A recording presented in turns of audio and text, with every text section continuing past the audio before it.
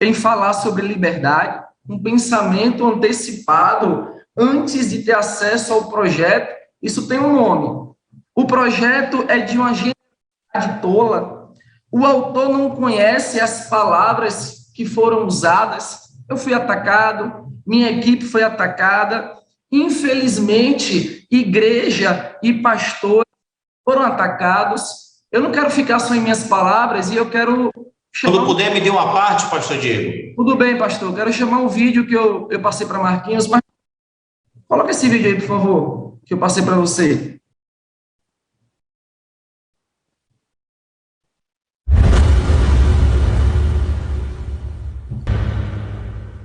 Precisa de proteção não é a primeira igreja presbiteriana de Aracaju, não é ela que precisa de proteção.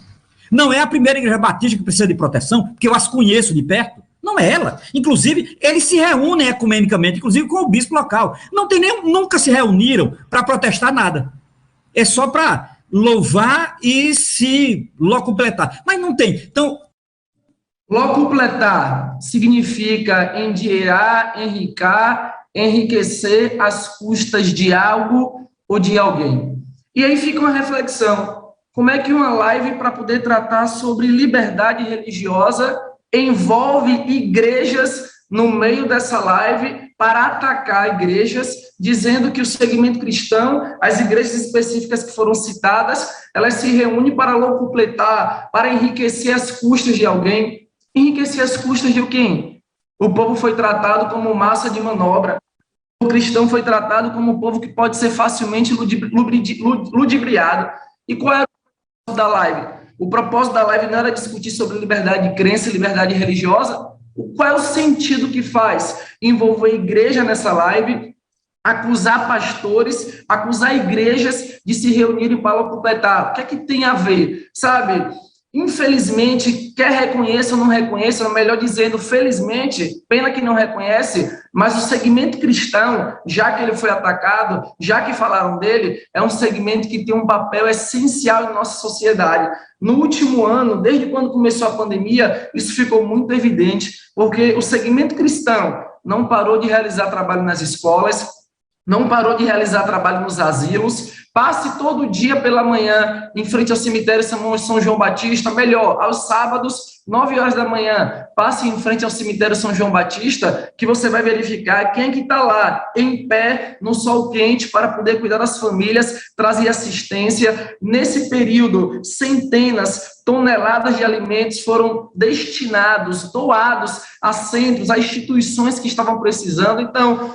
o segmento cristão, ele traz e ele faz um papel fundamental em nossa sociedade que merece todo respeito, merece toda atenção. É lamentável uma live que tinha um propósito de discutir sobre liberdade religiosa. Primeiro, eu não fui convidado para tratar sobre esse tema. Em segundo lugar, na minha ausência, não faltaram palavras de ofensa, palavras de crítica, como a que eu acabei de mostrar a vocês, apresentando, acusando igrejas... Senador Diego, se possível, me dê uma parte. Tudo bem. Acusando igrejas e instituições de se reunirem para completar. Então, isso para mim é lamentável, é inaceitável. Aqui nós estamos num parlamento, aquele lugar de falar e de discutir ideias. No dia de ontem, eu tinha uma dúvida sobre o projeto de lei da vereadora Linda Brasil. Eu não fui para a rede social criticar o projeto dela. Eu liguei para ela para poder tirar dúvida e ela me convenceu que não era necessário uma emenda. Então, é dessa forma que nós precisamos caminhar nesse parlamento. Não é usar a rede social para poder fazer acusações, não é usar a rede social para acusar instituições de se completar. Então, isso é lamentável. Eu descrevo essa fala como uma fala preconceituosa, como uma fala intolerante, que a gente acabou de ouvir, acusando igrejas, acusando o segmento cristão de se reunir para logo completar. E diante dessa live, eu faço um questionamento. Será que não é necessário falar sobre liberdade religiosa? Como é que pode? Uma discussão sobre liberdade religiosa, uma live sobre liberdade religiosa, a gente percebe um comportamento de intolerância, a gente percebe um comportamento preconceituoso. Então, é lamentável essa postura. Pastor Diego, depois de você, a parte.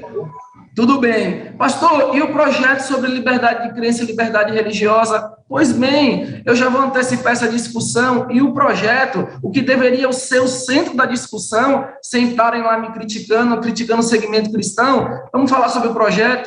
O professor português Souza Brito, ele ensina que o Estatuto da Liberdade Religiosa é o mais importante da democracia, pois sem liberdade não há democracia. É só lembrarmos que a nossa Constituição Federal, a atual Constituição, ela tem como base, ela tem como início, como a primeira parte, as garantias e as liberdades individuais. E a partir daí, nós chegamos no artigo 5º, a nossa Constituição, ela tem como base as garantias das liberdades individuais. O próprio Supremo Tribunal Federal, ele já confirmou a competência dos entes federativos para legislarem sobre direito fundamental, desde que não haja alteração ou modificação no núcleo essencial do direito fundamental.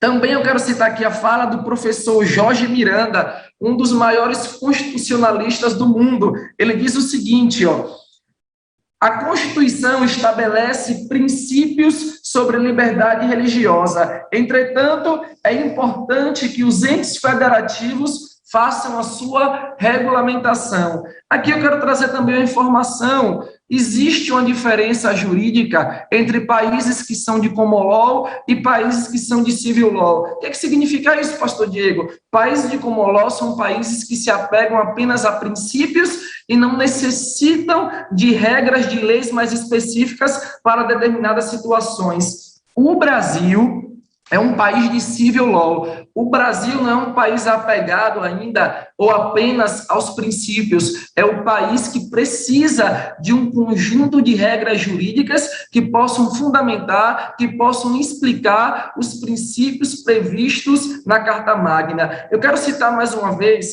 a fala do professor Jorge Miranda, que ele diz que a Constituição Federal traz princípios e a norma infraconstitucional precisa discorrer sobre esses princípios, precisa tratar sobre a regulamentação desses princípios constitucionais. O meu projeto nem chegou aqui ainda nessa casa, ele vai passar por toda a discussão. Inaceitável é que eu seja criticado. Nós estamos no Estado Democrático de Direito, tudo bem. Podem fazer discussão, podem fazer live, mas inaceitável é que tenham falas preconceituosas, é que eu não tenha sido convidado para ter a oportunidade de apresentar os meus argumentos.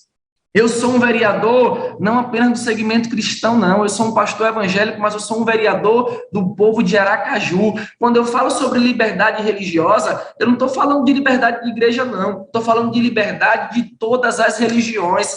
Eu tenho a minha base no princípio da igualdade, no princípio da isonomia. Então, se eu estou falando de liberdade para um, é liberdade para todos. Eu faço das palavras do juiz federal, William Douglas, as minhas palavras. Ele diz assim, sigo a Bíblia e a Constituição, cada um em seus devidos círculos e limites, observando os deveres e direitos descritos nos respectivos livros. Como é que pode eu ser um pastor, um líder cristão, vou preparar um projeto de lei que incentive discriminação, que incentive discurso de ódio? Jamais. O meu projeto é baseado em liberdade, é baseado em amor, é baseado em respeito a todas as religiões. Eu chamo a atenção aos colegas vereadores de Aracaju, eu chamo a atenção ao povo de Aracaju que nos acompanha nessa manhã. O meu projeto ainda vai chegar nessa casa. Eu estou à disposição de qualquer colega para discutir em plenário, para tirar dúvida. Se precisar melhorar, a gente melhora. O foco é tratar sobre liberdade. Nós vivemos um tempo de intolerância, de preconceito, onde a liberdade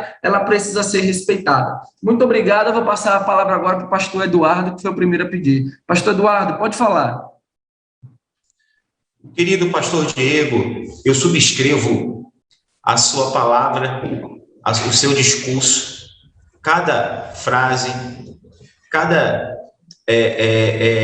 contexto que o senhor utilizou aí, e não retiro nada, eu faço das suas palavras as minhas, porque a gente vê segmentos da sociedade gritarem, fazerem barulho, querendo liberdade, querendo ser vistos, e a gente percebe que a que custo A que custo essa liberdade? A que custo esse barulho? A gente vê brigarem tanto e falarem em discurso de ódio, a gente vê falarem tanto em discurso, esses discursos que oprimem e tal, e tal, e tal, parece até um tipo de hipocrisia, né? Brigam por tanto discurso de ódio e, na maioria, são eles que brigam tanto que são os primeiros a trazerem preconceito. E eu quero deixar claro aqui nessa casa que essa casa é uma casa política, é uma casa de debate de ideias, mas que não falte o respeito, mas que não se crie argumentos aonde se venha se ferir a legalidade, o princípio da liberdade de expressão, o princípio que o vereador tem de propor as suas ideias ao parlamento e essas ideias serem discutidas. Nós não somos opressores, nós evangélicos, eu sou pastor evangélico, assim como o pastor Diego é, nós não somos opressores. Nós não estamos aqui para oprimir, diferente do que muitos falam e muitos falam, se autocompletar. Então, pastor Diego, o senhor tem meu apoio, estou junto com o senhor nesse projeto, conte comigo, conte com a base que apoia a mim e apoia o senhor também, e vamos para as trincheiras, vamos colocar na sociedade aracajuana e no parlamento que esse projeto é legal. Obrigado, pastor Diego.